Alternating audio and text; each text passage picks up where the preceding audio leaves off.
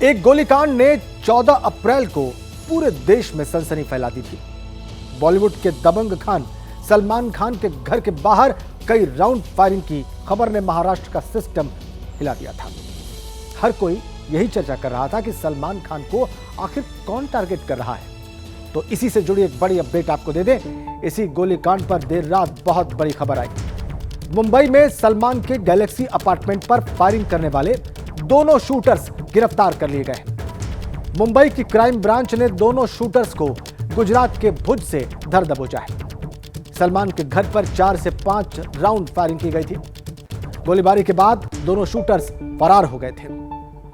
भुज से Mumbai crime branch ने इन दोनों शूटर्स को धर दबोचा है।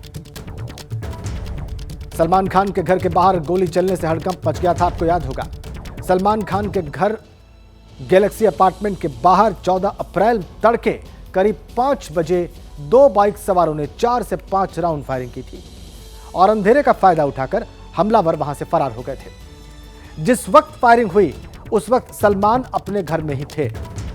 इस घटना के बाद महाराष्ट्र के सीएम एकनाथ शिंदे ने सलमान खान से फोन पर बात की थी और सलमान की सिक्योरिटी बढ़ाने के लिए कहा था।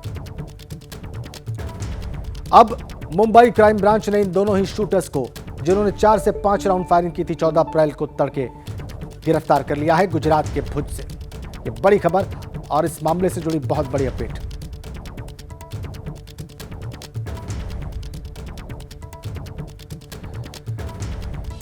एक और बड़ी अपडेट आपको दे दें। सलमान के घर पर फायरिंग करने वाले दोनों आरोपियों के नाम का भी पता चल गया है। एक आरोपी का नाम विक्की गुप्ता है और दूसरे आरोपी का नाम सागर पाल है।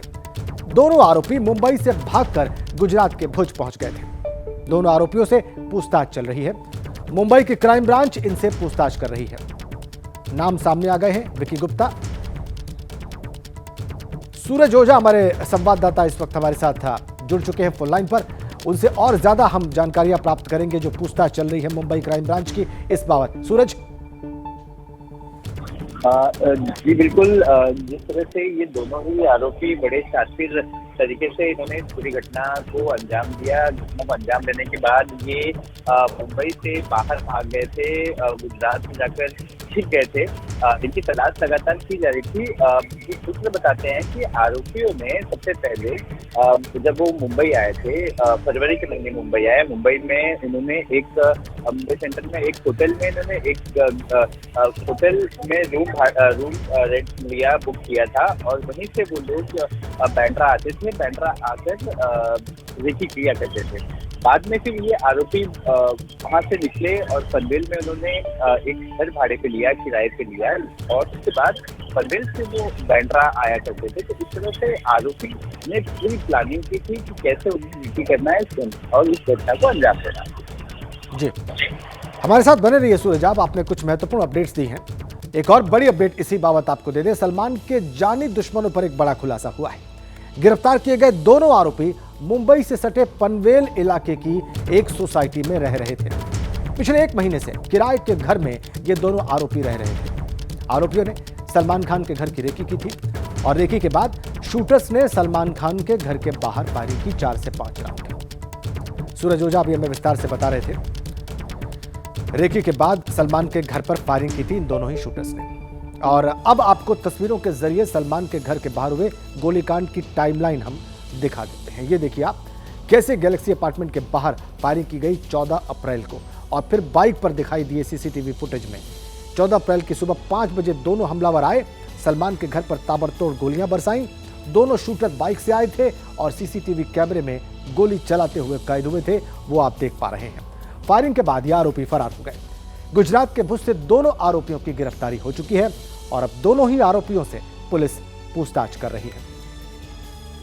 कुछ और डिटेल्स आपको देने का वक्त है। सलमान खान के घर गैलेक्सी अपार्टमेंट के सामने फायरिंग करके फरार हुए शूटर्स से जुड़ी कुछ और जानकारियां, कैसे फरार हुए आरोपी, ये हम आपको बताने का प्रयास कर रहे हैं। फायरिंग के बाद बांद्रा रेलवे स्टेशन गए ये दोनों ही शूटर्स और प्लेटफॉर्म नंबर 1 से इन्होंने ट्रेन पकड़ ली।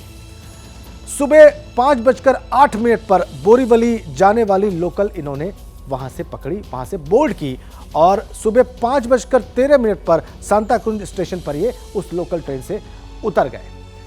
और आपको बताएं कि सुबह सांताक्रांच के स्टेशन के प्लेटफॉर्म नंबर 3 पर ये उतरे दोनों शूटर्स। ये सब कुछ सामने आ चुका है।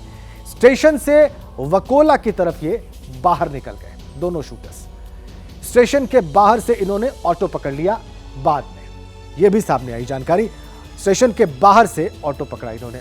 तो ये तमाम चीजें अब निकलकर सामने आ रही हैं और यही डिटेल हम आपको दे रहे हैं। सूरज ओझा हमारे साथ हैं। सूरज, हमने बताया कि शूटिंग के बाद ये कैसे बाहर निकले, कैसे इन्होंने ट्रेन पकड़ी, इसके अलावा आपके पास क्या सूचना है?